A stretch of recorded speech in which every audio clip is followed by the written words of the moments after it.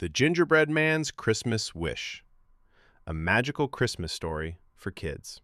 On Christmas Eve, in a bakery bright and warm, little Benny awoke, dreaming of magic and charm.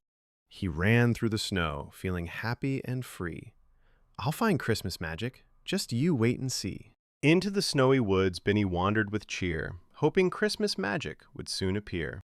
He found a sad snowman whose smile had gone astray, so Benny shared a candy piece to brighten up his day. He shared his cookie crumbs with birds perched on a tree. Their happy chirps told Benny, kindness sets us free. But soon the sky grew dark and the forest turned deep blue. Little Benny shivered softly, unsure what to do. Then suddenly a warm light sparkled down from the sky, and Santa's sleigh landed gently as reindeers floated by. The Christmas spirit filled Benny as he beamed with delight. What's next? He wondered softly, with a heart so warm and light.